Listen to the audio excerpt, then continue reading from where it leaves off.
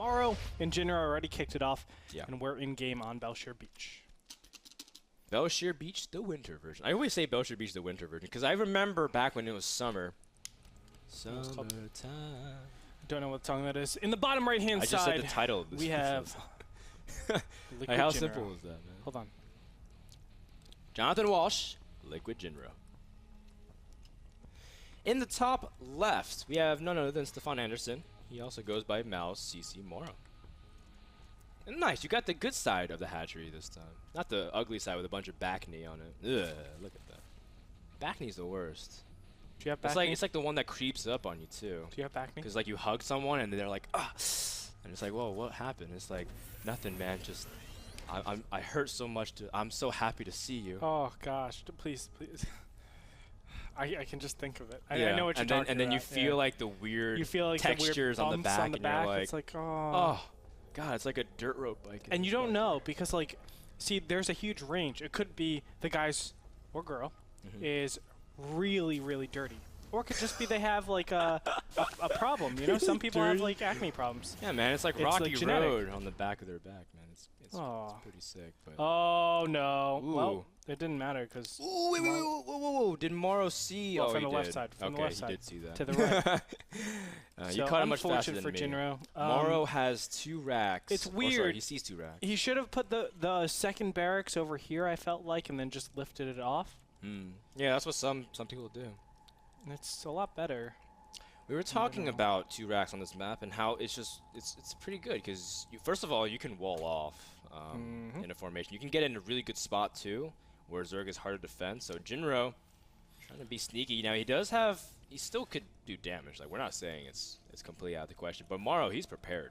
He's got 6 drones in defensive formation. He's got the 3 drones in Delta formation.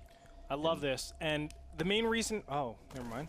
I was going to say the main reason why you actually mine all of those minerals is so that you can just press C and you don't actually have to micro each drone back to the mineral patches. It's really important to do that sometimes. That's clever. Because, you know, it gets low, you just left-click C, left-click C, and you just have everything on attack move.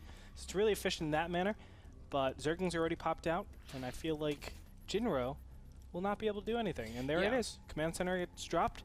Does MorroW see this? Negative. Yeah, you know, just like you were saying, you don't want to take your attention off your Zerglings and drones too long because it could end the second, especially with those very critical seconds. So having that little trick, if you want to hold off the 2 racks more, take Retort's advice. Yeah.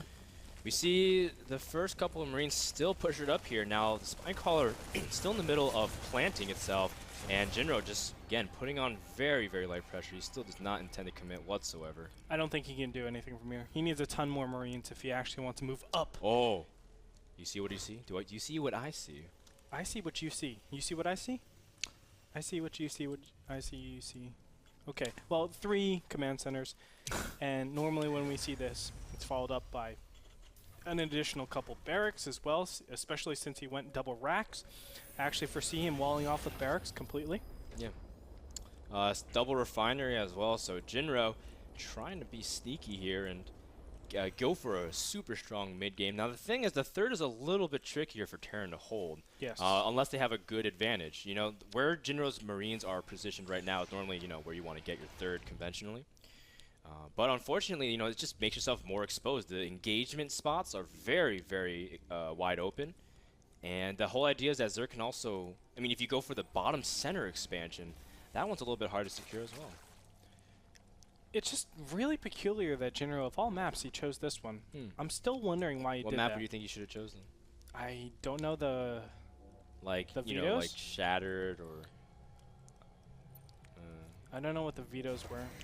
Yeah, we don't know the vetoes exactly, but we had other maps. We have other maps in the map pool, guys, like Ohana, Shattered Temple, Dual Sight, which I know Jinro adamantly hates. He posted on the forum multiple times he doesn't like Dual Sight. But he's following it with 2 factories immediately, so Jinro powering up 2 at a time. It's Noah's Ark. Okay, so this will be a timing, I think. He's just looking, not even a time. Okay, I saw him do this in NASL Season 2, actually. Cool. I'm going to emo return now. So what he did the whole game, and it was actually against MorroW. It was Marine Hellion. That's all he did the whole game. Right now. And it's really strong, and it really keeps up with the amount of minerals that you will start making just because you have 3 command centers and you're able to triple mule. Look at the income tab. It's going to be significantly higher than your opponent every single time you have 3. It is Hellions, you're right. So it's going to be some sort of, yeah, there you go. Marine Blue Hellions. Flame Hellion, Marines. He's going to get combat shields or stim. It should be stim. Combat shields is a little bit silly because, well, it is. Because it is Because you want to dodge banelings, man. You don't care about. Well, I guess the idea is that stim will take so long he can't align any kind of timing with Marine Hellions. And MorroW is sticking on Zergling. Now, keep in mind that, oh wow, this one Overlord you see in the bottom right, he's in containment right here.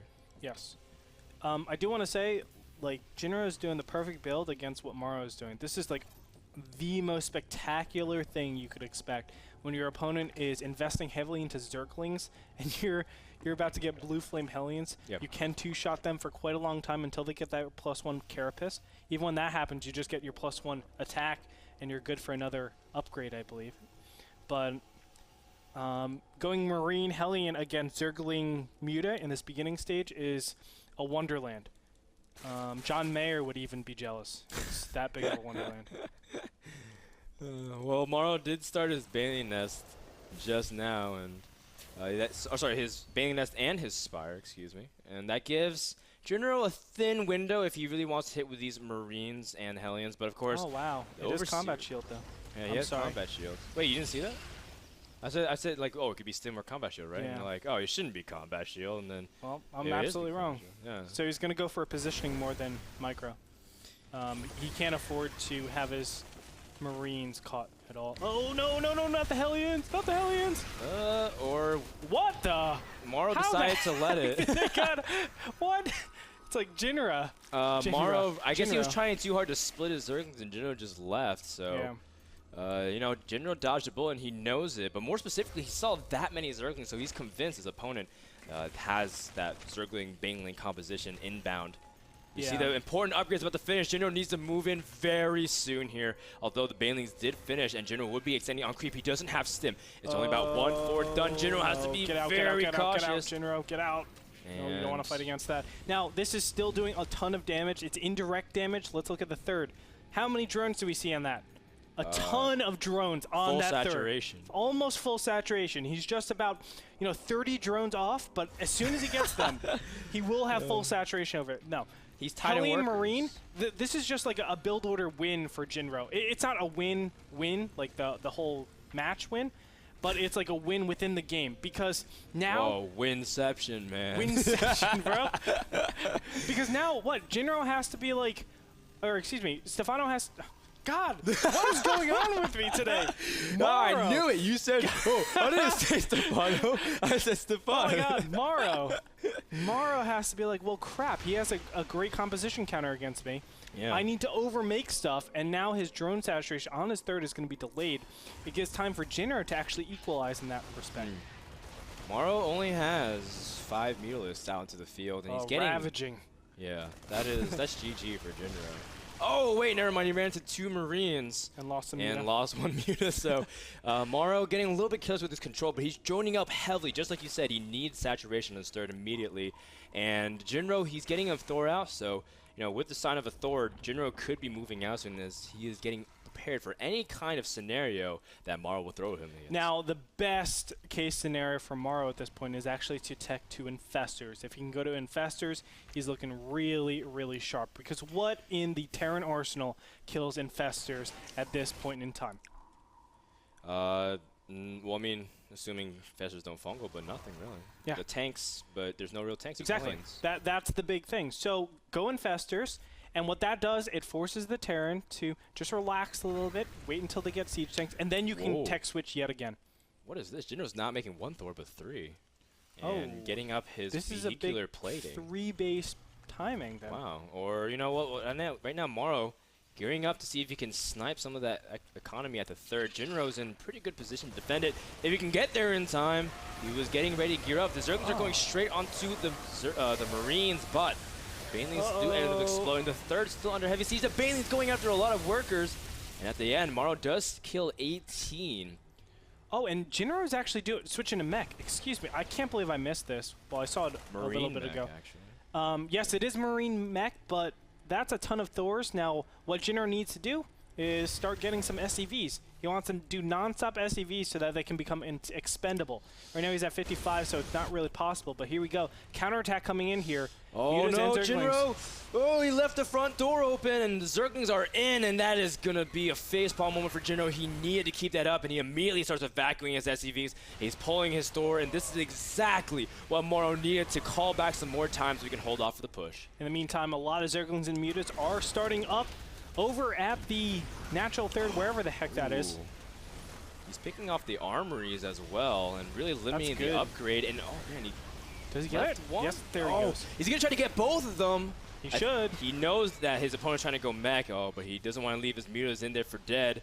He's trying to pick off some supply depots that have the call down supply as well. Great decisions here from MorroW. He's showing why he is really good at ZVT. Oh man, and Jinro, it's turning from bad to worse, man. I mean, he had a really nice advantage over there with the fact that oh wow, he's not taking these mutas cleaned seriously. Up everything. No, he's not. Wow, and he's gonna be able to pick off things like the Marines, the engineering bays, and the armory too if MorroW's gonna pay attention. He's too busy worrying about the push back here though. Jinro's going for a counterattack, but he's splitting up his army. Some of his one Thor. This does not bode well for Jinro. The Baneling's gonna roll in here. Sim Marines are gonna back up for now. And the Hellions are actually going to go forward, but the Banelings do hatch in time, so they regenerate all their energy. And here it is. Oh. There's enough Banelings in here to actually take out the Thors. All the Marines get cleaned up, and the Hellions get so much damage dealt against them. And there it is. GG, ladies and gentlemen. MorroW will take it 2-1. Wow. Jinro had a great opportunity, but just crumbled under the pressure. The counterattacking pressure from MorroW was just way too good, and Jinro will fall. That makes my prediction wrong yet again. Jinro unfortunately gets caught just a little bit too many times out of position.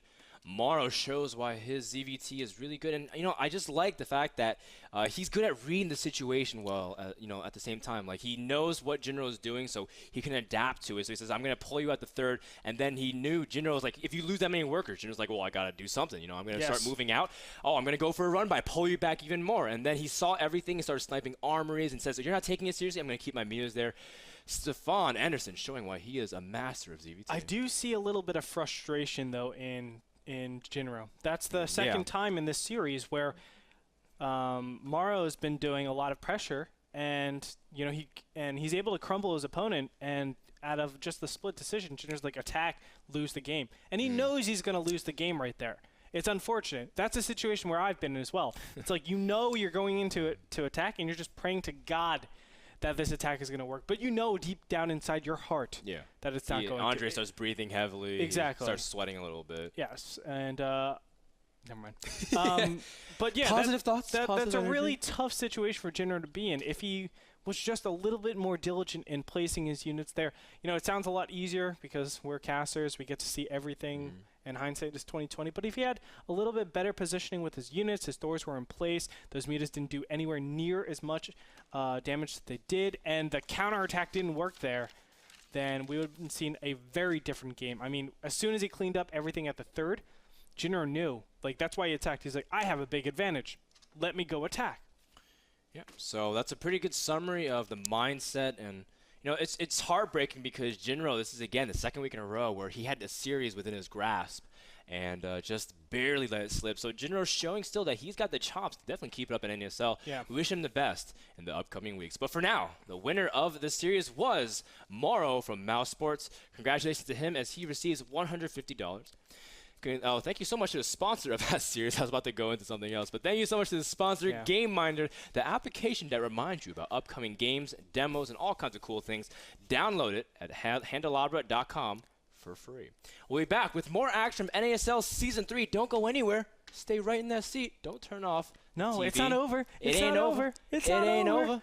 So we'll be back after a quick commercial. Hi, Barcraft. You see Hi, Barcraft.